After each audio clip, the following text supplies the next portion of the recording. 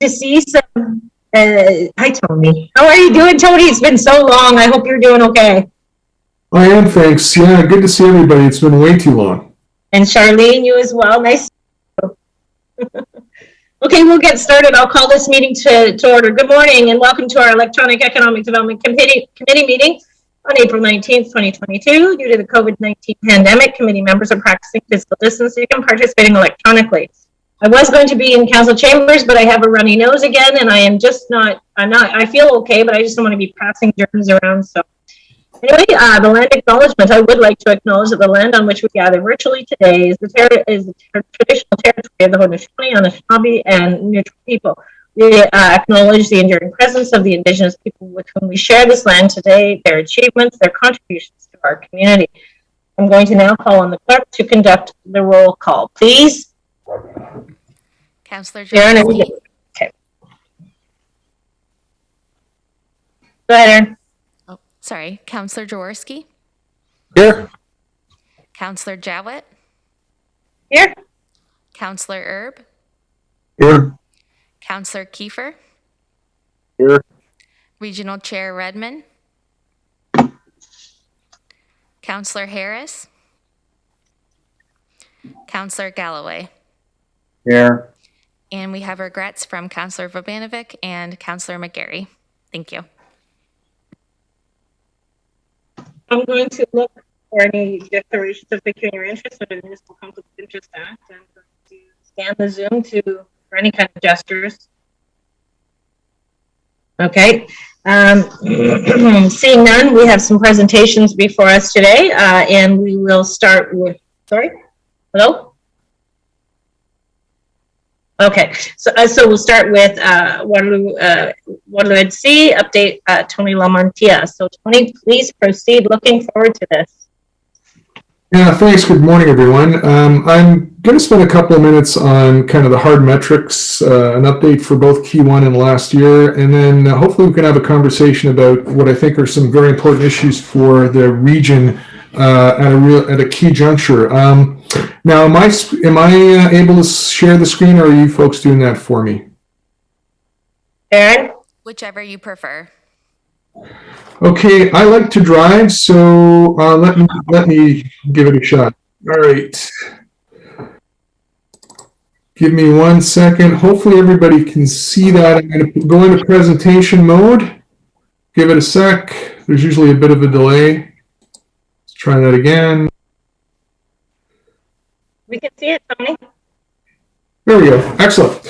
Yeah. Good morning. Let me get right to the metrics because I know that you've got a packed agenda. So 2021, as you would have seen by receiving the annual report, record year, 16 closed deals, over 360 million in inward investment, about 700 jobs created, 9 local, 7 FDI, and fairly clearly, advanced manufacturing continues to dominate, and you can see kind of the 2021 breakout by value and by number of deals in the community. Our targets for this year, and I'll talk about this in a sec, 200 million in closed deals, maintaining a pipeline of 1.1 billion, and bumping up our marketing qualified contacts in core markets to actually generate 420 marketing leads.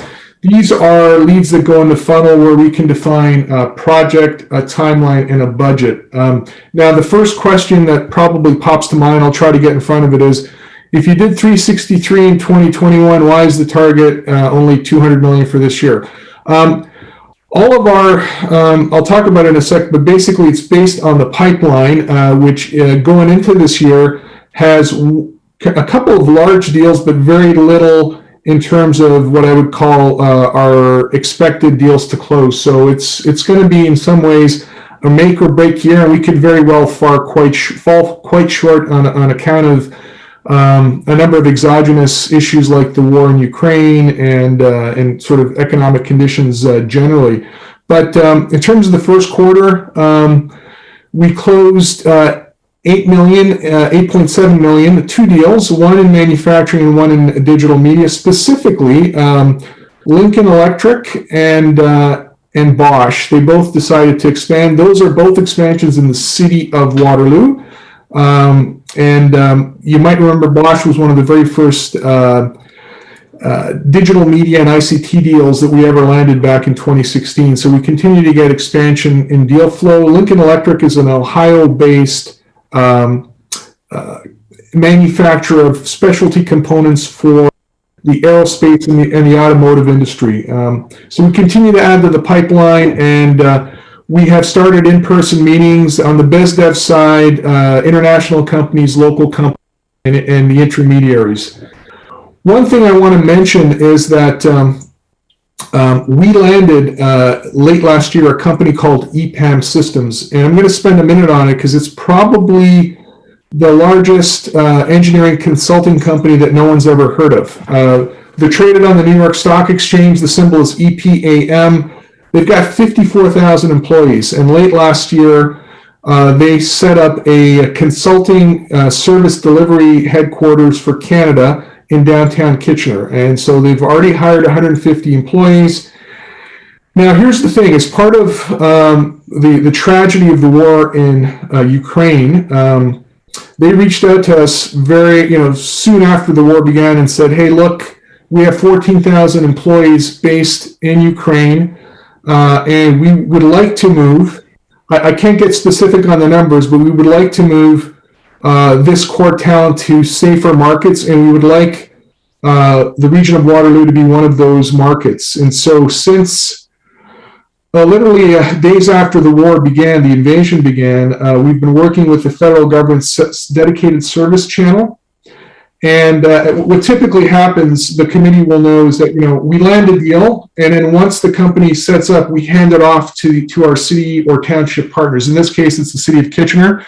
So we've been working with Brian and Corey, and actually Mayor Verbanovic, who's not on this call, to see if we can expedite work permits for this talent. I mean, essentially, their boardrooms in Ukraine are like daycare centers. It's quite a mess, but that's an opportunity where we're creating a win-win. The company has set aside $100 million to relocate talent in safer jurisdictions, and again, I can't share the number. But this would be talent coming into the community. It's going to be a big number. And their salaries are obviously covered. And for those who don't have health care for the first 3 months because they're waiting for an OHIP card, the company is basically going to cover all those costs. I thought I should mention that because it's timely and notable. And I'm not sure that everyone on Regional Council's ECDEF committee is even aware of it. Any questions right now before I kind of bring it home and then open it up? Okay, I think we're okay. So just on the marketing side, we continue to run campaigns. The first is really on scaling local artificial intelligence pillars. The second, ABM, that's an acronym, sorry about that, is account-based marketing. So these are all companies that have already landed in the region and we're working on for expansion. And then we're working on secondary markets for what I would call smaller cities in Europe and North America, and we kind of fall into that secondary market location. Basically, the marketing practice has really exceeded all of our expectations. You might remember that early on, we were quite concerned about whether or not our investments in digitization of our marketing would pay off, and then the pandemic happened, and sure enough, we've been really ahead of the curve on this and have benefited from the move to essentially a 95% digital marketing function. There's a little bit of interaction, but it's pretty much all digital. In terms of our funding highlights and our kind of existential kinds of relationships, I met with the CEOs to talk about our intention to proceed with MOU renewal. That's going to get going after the municipal election. On the federal funding side, really happy to report that as of the end of September last year, we actually exceeded all of our targets for our FedDev agreement, and that agreement will continue to fund to leverage municipal funding till the end of 2023. We got a 1-year sector support grant from the province, and we continue to get marketing support from Invest in Canada through their CECI program. So Our dashboard, again, this speaks to why the target is an aggressive one. So at the end of Q1, we're still at 8.7, a couple of deals in the pipeline, but the only ones in forecast are, 3 worth about 15 million. So you can see we're at about just under, 25 million. So with a 200 million target, there's a lot of work ahead. Since we were formed in 2016, 72 closed deals, 1.4 billion in inward investment, 4,200 jobs created. If you look at actually the total investment by municipality and the number of wins, I'm just really pleased to see that there's peppered across the region of Waterloo community, and that's always a question from time to time. Why isn't Township X or Y getting more deal flow? As you can see, it's broad, and I think as we continue, you're going to see that even out over the years ahead. This is a chart that my board likes me to focus on, and that is, for every dollar in municipal support and federal and provincial support, what are you bringing in terms of return on investment, both measured in terms of dollars brought in and jobs? So kind of very impressive ROI on the funding. And now, this is really what I wanted to talk to the council about, because the metrics are available on, online. They're available through the reports that we provide quarterly. But, there's a real important call for organizations like Waterloo BC and our economic development partners across the cities in the townships to be investment ready and to stay that way. I think that Waterloo region has benefited from some natural net migration from the GTA. Our brand has been really strong internationally. There's been a lot of interest. We're really well located, great global reputation. I would say a significant global brain belt is how we're perceived. But talent is so tough, and retention becomes a challenge, especially when it comes to the lack of an inventory of shovel-ready sites. Just a couple of stats on that.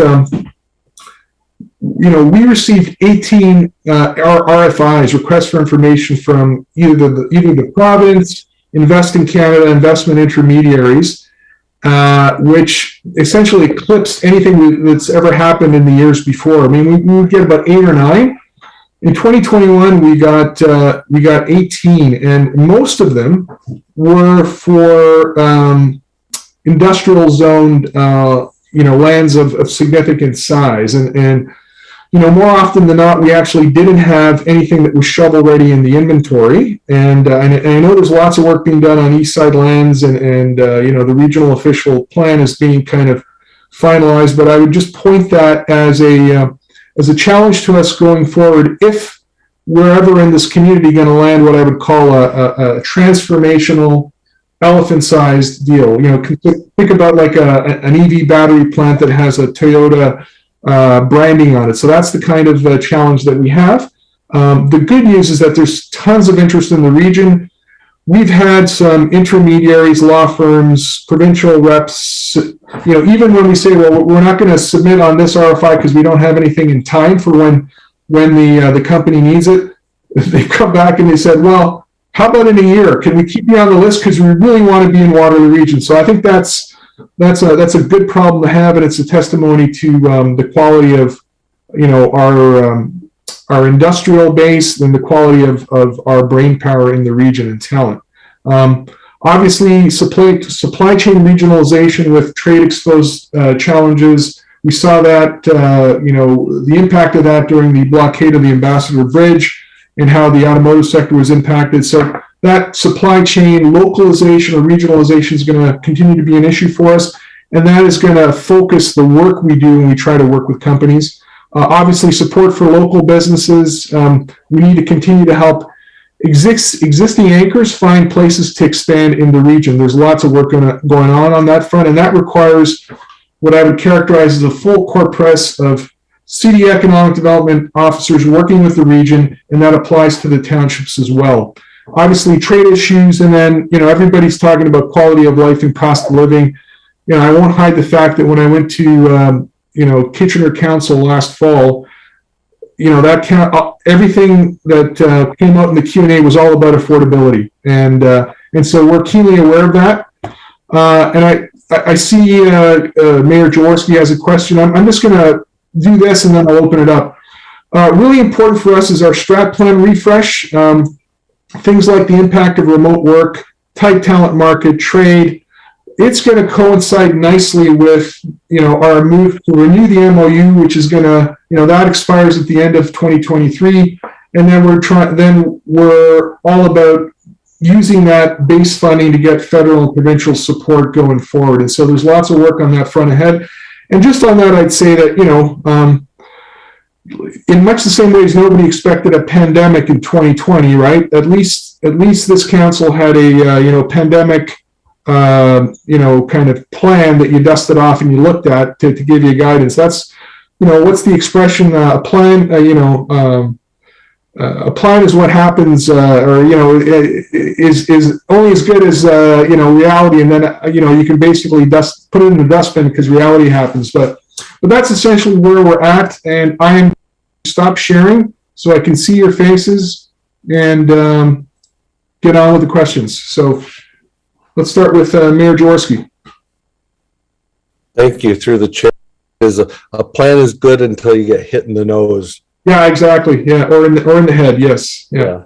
The couple of things, Tony. One, well done by the WDC team. Always well done. Always a shining star. Really glad the team has come together, and they're always so helpful. So thank you for that. On your last slide, you kind of alluded to it. Two things that came to my mind was work from home, which you alluded to, in the fact that there are people in the GTA who are now working here, and then the good news is they're spending more of their money here in Waterloo region. Two would be the students who aren't going on work terms, are doing a lot of their work terms from the towers here in Waterloo. But then work from home, you're trying to attract a business. If it's a hands-on business, they're really very likely 100% of people are going to be around here going to work. If it's an office style business, all bets are off on how many people will come into play. So my first question is how does that play into recruitment activities, or does it? You're just happy to have. We are happy to have all businesses here. I just wonder how that comes into play. Any sort of new thinking on work from home and how it impacts economic development inbound. Yeah, well, obviously, you hit the nail on the head. That's a key question, especially when we're trying to track. We're trying to track the number of "quote unquote" new employees coming into the region. So, technically, how many EPAM employees are already working from disparate locations before they actually move into the community, right? So that whether it's downtown Kitchener or whether it's Cambridge, wherever they end up locating. I would just remind the council that almost 65% of our investment is in advanced manufacturing. That's not remote. Okay, so we're talking about places where they actually, whether it's just-in-time production, where they make things, where they have to, have a floor to help in the design. So let me start with that.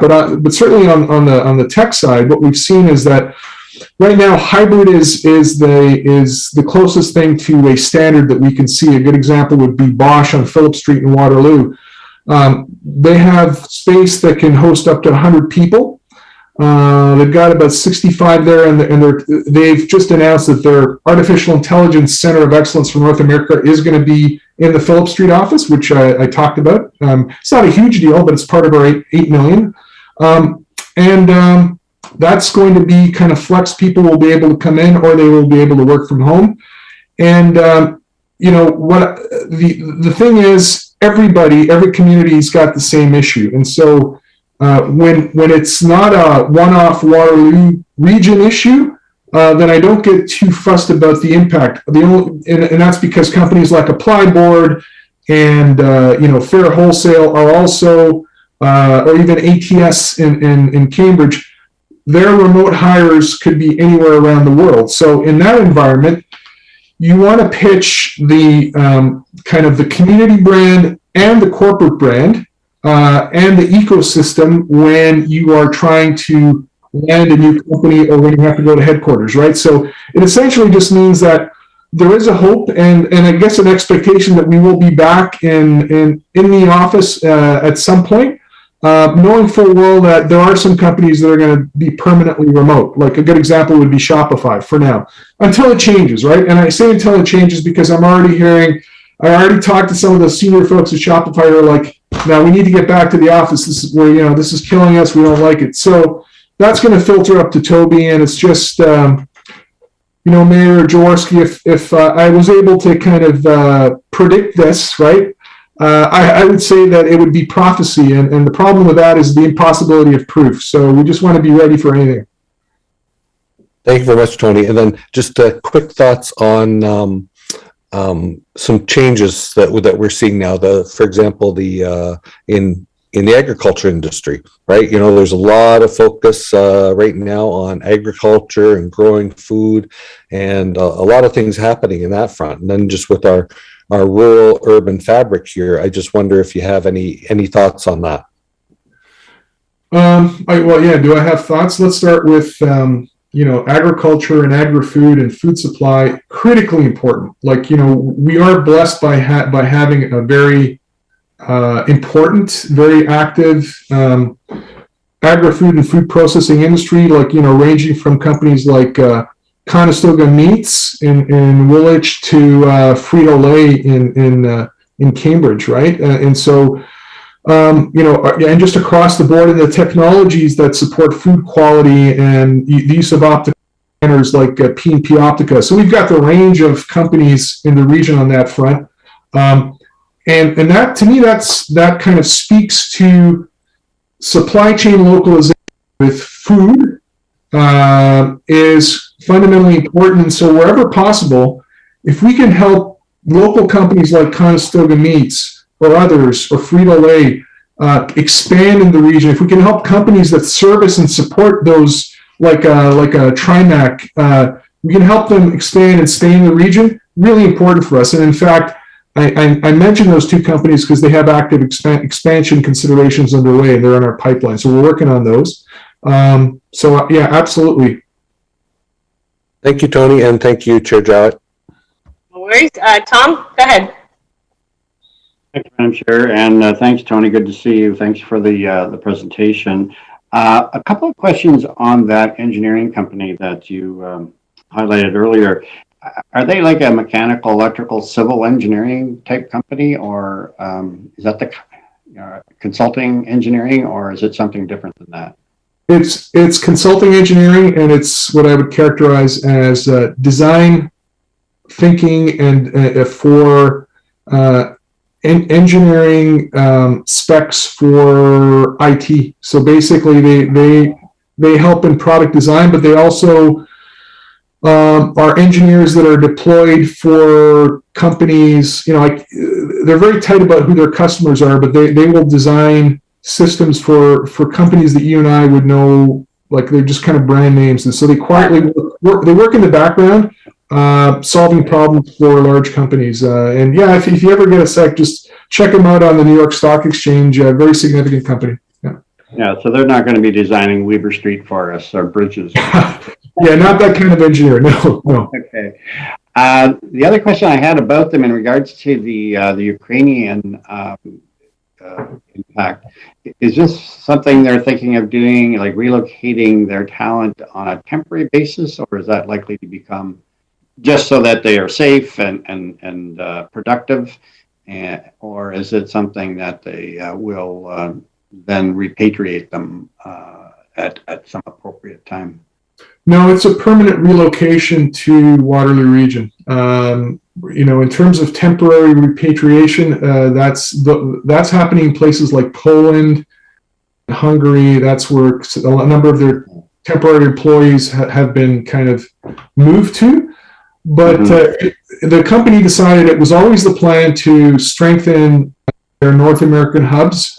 And when they established their first Canadian headquarters and hub in Kitchener, their leadership essentially said, well, let's place a bet on that part of Canada, specifically Southwestern Ontario, and they will be moving. I mean, the good news is one of the challenges is if talent is so tight, you bring in a company and the fear is, well, they're going to steal talent from from our other tech companies, but in this case, it's net new talent coming into the region on a permanent basis. Good, good. And would, I have no idea, but would Immigration Partnership have any role in helping at all? Oh, yeah, they would. Yes, yeah, absolutely. We've made introductions. They absolutely would once the individuals are on the ground. We've been looking at sort of temporary housing, 3 months to 4 months for these individuals once they start to arrive in numbers. Right now, there's a bottleneck at the IRCC. I won't hide the fact that the global talent stream and the federal government's vetting has been a challenge. Things like even the biometrics, right? Before they issue a work permit, they have to do a biometric scan. Well, it seems that in parts of Poland, the biometric scanners are not of the same quality, and so there's been a bit of a delay on that front. But basically, these are individuals that would be moved to Waterloo region on a kind of a permanent basis. Okay. And the other question, Madam Chair, I had was on shovel-ready, sites, which we hear about all the time, both in some respects, also in terms of residential. And yeah, we keep working on that, and seem to have been doing it for forever, particularly on the east side. But, and maybe you're not the one to answer this, but on the residential side, we know we have lots of inventory. It's just that we can't, the private owners, the private developers won't unlock some of it. And of course, it's maybe partly market manipulation to increase values. Do we have the same thing on the industrial side? We have inventory, but the private owners won't unlock it. Well, I think we have inventory of land, but what we don't have is, kind of shovel ready, serviced land ready to be showcased. That's a challenge. I remember having the conversation a few times with, former Chair Sealing about the countryside line and how quickly our, industrial zoned land capacity would be taken up. And his view was over a number of years, a number of us said it's going to happen faster than you think, and sure enough, the same challenges that were raised even before I was hired by the folks in the community who came up with the Waterloo Region Economic Development Strategy. One of the recommendations of which was set up this Economic Development Corporation, go hire a CEO and build it out. The shovel-ready sites, we're back to that challenge just because of net migration from the GTA and the really strong growth in the region. So I would say that, and it's an issue for Southwestern Ontario generally, right? The province would tell you that they can't locate any mega sites that would be that they could bring to the table for something like an engine plant or an EV battery facility or something really large and transformational. So it's a big issue. What I will say is, if you want to really understand the issue when it comes to why it matters, just look at what Ohio did and Jobs Ohio to get 1,000-acre parcel ready. It took them 2 years. They got it ready last year to land a transformational deal. And lo and behold, this year they landed a $20 billion Intel chip manufacturing facility that's, with all of the all of the spin-offs, it's really going to transform not just Columbus, but, kind of the surrounding area. And essentially it was ready to go. It was de-risked for Intel, and that's essentially where we need to be. So through the chair, I see that there are other questions. Yeah, so Matthew's put his screen on as well, so he might want to add to this. But let's be really clear. Tony, I appreciate you being upfront about these big parcels and servicing them and having them shovel ready, because I do know that the conversations I have with Matt regularly, that is a big concern. So we want to keep that front and center for council, so that I mean, there's a lot sort of relying on it. I mean, continued partnership funding from different levels of governments, one, and you state a really strong nuance that we do have a lot of advanced manufacturing still attracted to the area. And so we need to be able to continue to accommodate that as it plays into our brand. And I'm so glad that Charlene is here, you know, hearing all these nuances, because I do know that that the WW tab, I know you guys have changed your name, Charlene, have a significant outreach in responding to the talent issues, and will continue. And certainly this is going to be top of mind for you as you move forward with your surveys that I have always found to be really quite accurate and useful. So to me, I think we really need council to understand, and I know Rod's on the line as well, and there's lots of conversations happening with staff on what can we do better, faster, to have these big parcels that make us so competitive, you know? So I hope we keep the conversation as urgent as I believe it really is. Appreciate that. Matt, do you want to add anything to this? You're on mute, hon. Matt. There. Thank you. I think you touched on it a bit, Chair Jowett. But Tony, I'm just wondering, maybe further respond to Councillor Galloway's question, if you can just talk a little bit about the, you talked about the size of the parcels and the types of, what type of interest you're seeing in those size of parcels right now coming into Waterloo EDC through those different streams. Can you comment a little bit more on that? Yeah, so what I'll do is, I guess I don't want to share a screen again, because then it would be sharing email, but generally speaking, the focus, so we've received 62 RFIs in our kind of 6 years or so of existence. Last year it was 18, and of the 18, almost all of them were industrial, and they were for an average of 70 acres, somewhere in the, averages are, always a mug's game. Some were north of 200 acres, a number were north of 100.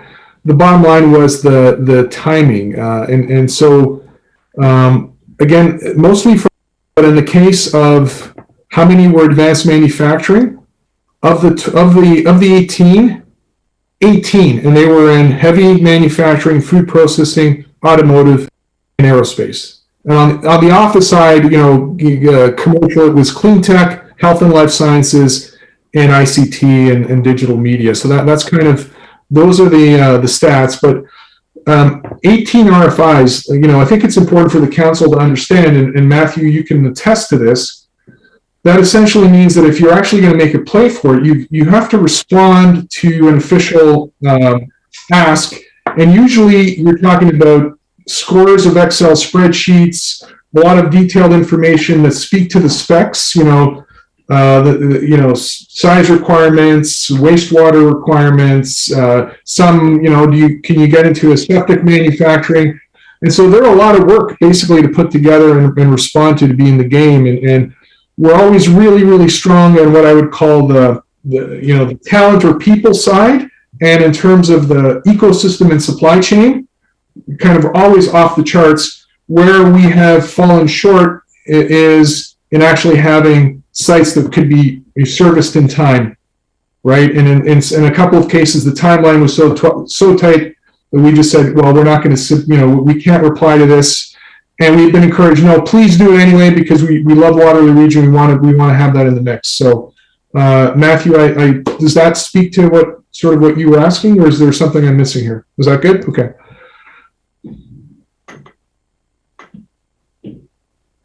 Okay, so I'm looking to see if there are any other questions. I think that's good, Tony. Thanks, and thanks for keeping that stuff top of mind. It's since the existence of CTT, which obviously is WEDC now.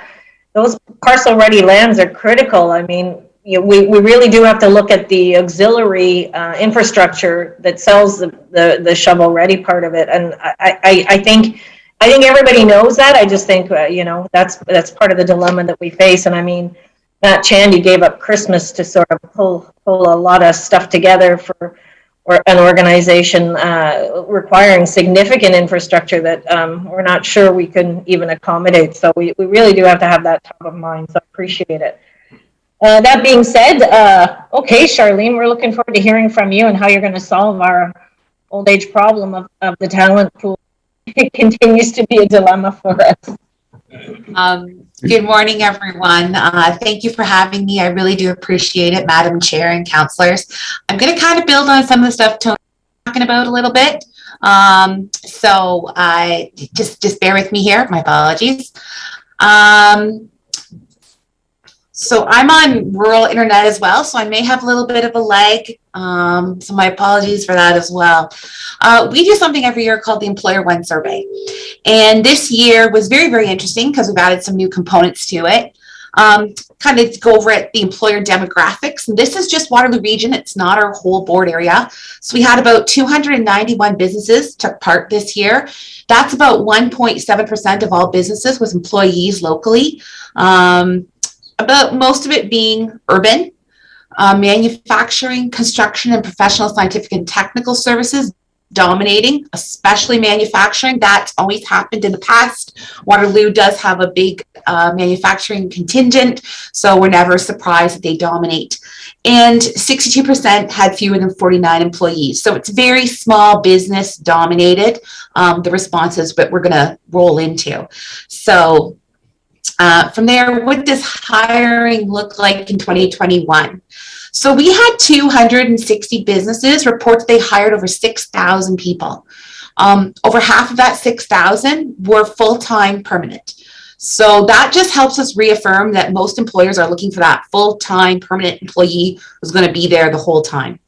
Next, it was contract, seasonal, casual.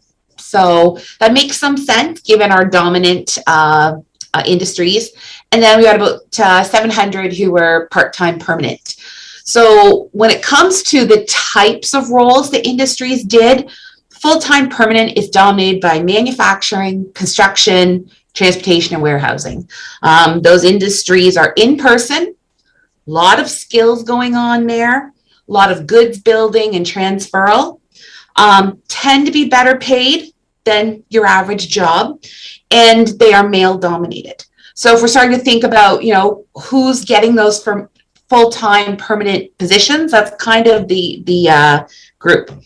The interesting piece in all this is that professional, scientific, and technical services, so that'd be our engineers, our lawyers, our research firms, some of our IT is dominated by contract roles, contract, seasonal, casual. So when you start thinking about gig work, things like that, that is kind of where that dominates. That's the sector that dominates that type of hiring. And healthcare and social assistance was unique because they're kind of a third full-time permanent, a third part-time permanent, and then that kind of third casual contract environment. So they're kind of all over the place as an industry. We start thinking about who may be having challenges with recruitment or retention. This kind of mix helps us determine that. The sad part is that more employers in 2021 reported hard to fill positions than in 2019. So we had 206 of those employers and reported they were struggling to get people into the roles. And the most repeated were tradespeople, early childhood educators, drivers, everything from a bus to a courier to AZ and DZ, managers, the laborer, kind of entry-level machine operator roles, and direct support professionals. So nursing, development, and personal support workers. So those people who care for people, real challenge, probably has a lot to do with the burnout from the pandemic at this point. And cooks across the board were a challenge. And the number one reason is that there's just not enough applicants. Right now, as at the end of in March, there were 17,900 people unemployed.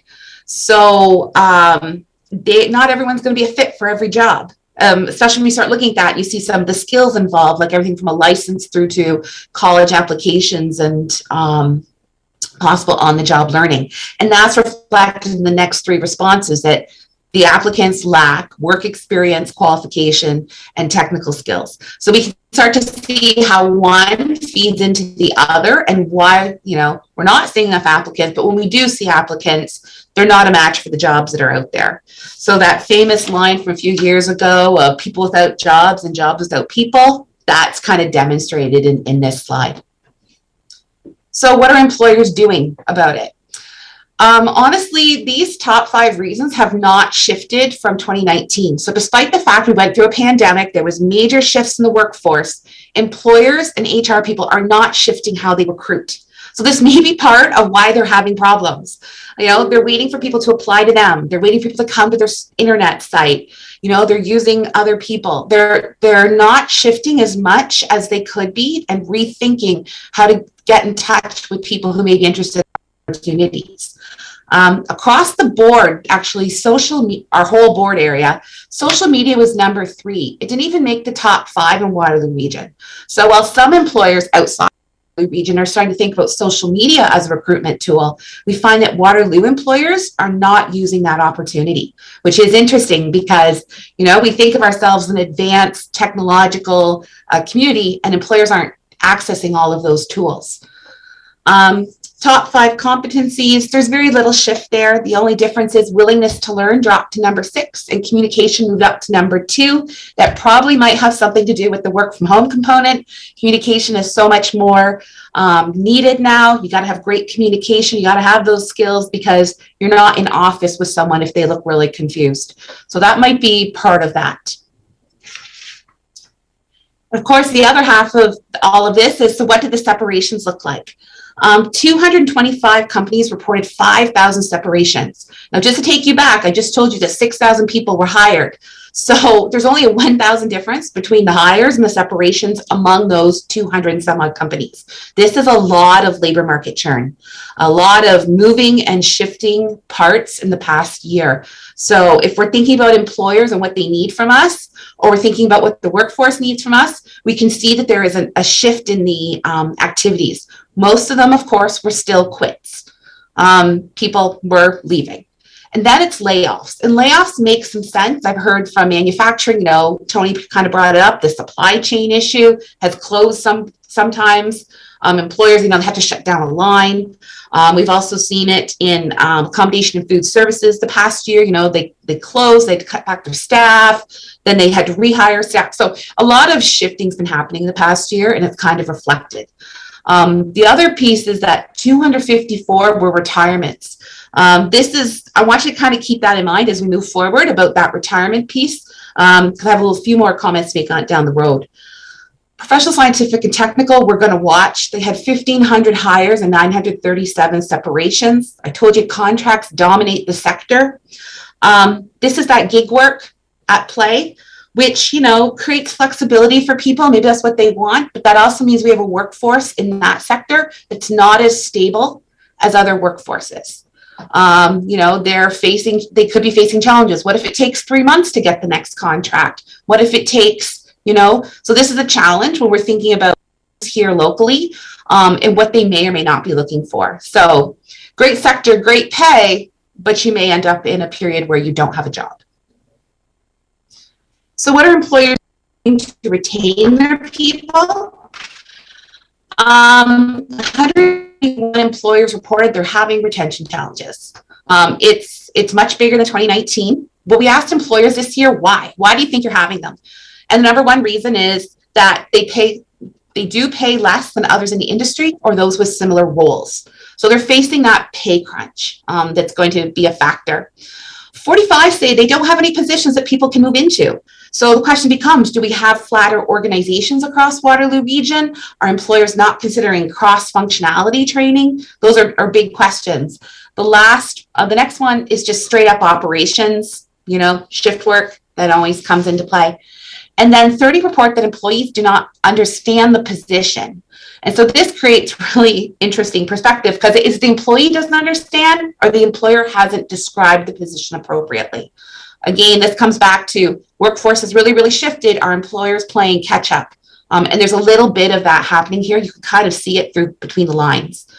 And again, employers are not doing anything different to retain their people. They are doing salary increases, which is great, but they're offering training opportunities, but they're not sure there's training opportunities to move into. So it's like they're not quite aware there. and they're recognizing employees for service or outstanding work. But those 3 things are not addressing 2 and 3 of their retention reasons. So there's a piece where employers could probably do a little bit more work, and there's lots of groups locally that can help them do that.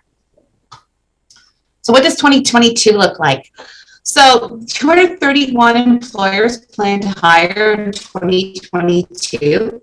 We did a range, so we took a conservative estimate of the range, which would be about 1,500 positions. I said 1% of employers, 1.5% of employers responded. That makes some sense because last year on findyourjob.ca, we saw that there were about 100,000 postings across Waterloo region. So if I'm trying to capture 1%, that's probably pretty accurate, pretty close. To back Tony, expansion is the number 1 reason. They're expanding, they're doing new things, so they're going to need people. Number 2 is they're fully expecting that churn is going to continue. They fully expect they're going to have to fill a vacancy, whether that's contracts ending, they're going to need replacements. So they're starting to anticipate that. 31 times they're thinking retirement. And the reason I want to come back to this is employers don't seem to realize what retirement's really happening. So the baby boomer exit has slowed. I've been watching the numbers. They're not leaving quite the way they used to. And some employers may not be aware that they have staff who are thinking of leaving, because sometimes staff don't want to broadcast that. That can happen. But also, I'd like to point out that there are some early pensioners like teachers and nurses who are thinking about retiring, who are considering it because they're burned out after 2 years. They're 55 to 57. They're not baby boomers anymore. They're the start of Gen X leaving the workforce. So if we're going to start thinking about who's leaving, we've got those tail end baby boomers, and we've got the next generation already considering leaving. So just to talk about, not to make the crunch sound horrible, but it's there. And we could see it over the next couple of years, depending on how we build back. 149 employers, though, do say they have some sort of plan or strategy in place to help them deal with projected growth or retirement. I'd like to see that higher at this point, but 149 at least gives us a base to figure out what are employers doing to think about this. So here's something that's really, really interesting. We also asked this year about equity, diversity, and inclusion. If we're going to try and find people, we need to include everybody. So what we asked employers to rank their level of agreement around hiring with a lens of diversity is an important part of my organization's strategy. Waterloo region employers scored at a 48.5 out of 100. Across the planning board of Waterloo, Wellington, Dufferin, the ranking was 58.9 out of 100. So Waterloo employers actually didn't have as much agreement with that statement as other areas. This may be a factor as to why there are some struggles with recruitment and retention. They're not considering certain candidates. That's possible. When we asked employers what they're doing to promote EDI, they're reviewing policies and procedures around recruitment. They're reviewing policies around promotion to ensure access. 23 are doing staff training. They have EDI committees as part of their strategic plans. So there are some in the region who are working towards this. Some feel they are diverse. There was a lot of focus on language as a diversity component. And for skilled trades, the diversity conversation was around hiring women. So that's kind of where the diversity angle stopped.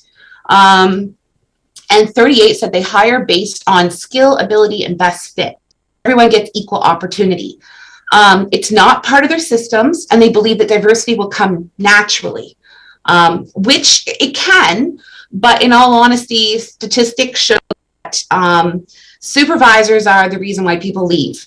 If a supervisor doesn't fully invest in EDI and has had no training, how might their unconscious bias, push out a really great employee who happens to also be diverse? People use the term fit sometimes to describe that.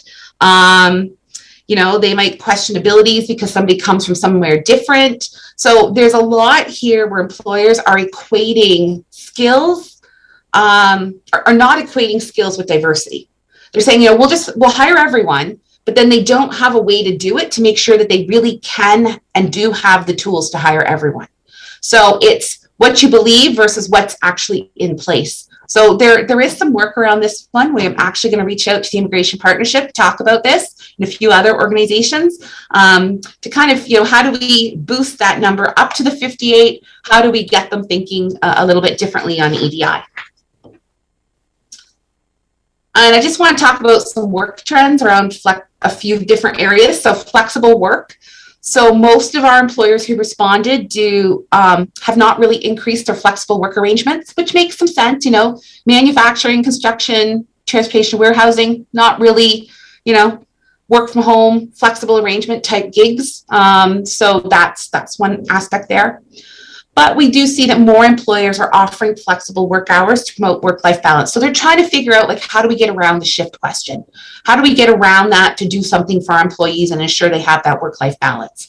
So not really going into gig and freelance, but thinking about how they can somehow shift themselves to promote that work-life balance. You'll also see that about half of employers have or will or thinking about shifting to work from home for some of their workforce. It's not as big a trend as I thought it would be. Again, given who responded, that kind of makes some sense. And over half, if they do have that work from home, would find some way to provide tools or support to their employees working remotely. So that's about where I thought it would be, given kind of that shift between who can work from home and who cannot. And we probably have a workforce that have to be in person. Around collaboration, we found that employers were more willing to add new technology to promote collaboration and productivity rather than shift their physical environments and introduce work from home. So this is a great for if you're at all in commercial real estate, if you're wondering, how do we do this? Employers aren't thinking the physical space, they're thinking the technological space, which is not super surprising given who we are as a region and some of that shift and focus on tech. So employers are willing to think about technology to promote collaboration and productivity. And some work trends around technology. Very few companies thinking about introducing AI or automation. Probably because they're not sure how to might be one of those pieces, but it's not in their mindset right now. Could also be because they're thinking about surviving as opposed to moving forward. But many that are going to introduce tech are going to offer formal training for their staff. They're going to make sure their staff are able to use that technology, move forward, support each other. And that bodes well for the fact that, staff are not going to be handed new technology and expected to shift. They're actually going to get the training on it to make sure that they are as capable in it as they possibly can be. So that's kind of what we got out of Waterloo region employers around what's happening with them in the past year. Awesome presentation, Charlene. I just love labor economics anyway, but I think it is critical for us to recognize the skills gap is part of the problem with the diversity and inclusion challenge. And of course, we know that Tibbetts is opening up his trade school of excellence and wants to be able to look at diversity and inclusion as a principle to catapulting some of these numbers that can fulfill the skills gap. So we have some things in the work. I hope, Charlene, that you're imparting your knowledge and supporting Conestoga in this endeavor as they attempt to and they have for decades told us this day was coming, but at least there's some real mobilized actions happening that can maybe make some corrections in that way. So I do believe that plays a big factor in the numbers that are kind of out of sync with diversity and inclusion. It's simply just the inventory of human skills is not there to support that sort of policy quite yet. So we also see sometimes that disconnect between how EDI operates in the educational system and how it operates in the work world. So I have small children, they would never exclude anyone. But one day they're going to get to the real world and they're going to discover certain people aren't in the environment anymore and they're going to wonder why. So that's a little disconnect. I know that Gen Z has talked about the workforce in the past. So it'll be interesting to see how that shifts. Yeah, and you're right. It's the paradigm exists because there's never the exposure is lacking in the first place, right? So for sure, we have a lot of work to do in this area, and certainly it's going to solve some significant challenges in our labor force. So I appreciate, as always, your presentation. Dave, go ahead, Ms. George. Thank you through the chair. Charlene, thank you for your progressive comments on the EDI slide. I thought they were excellent insights and match quite well with where we need to go. I think there's we've come so far, but the road is very, very long. So well done on that, and hopefully we can get that message pushed out.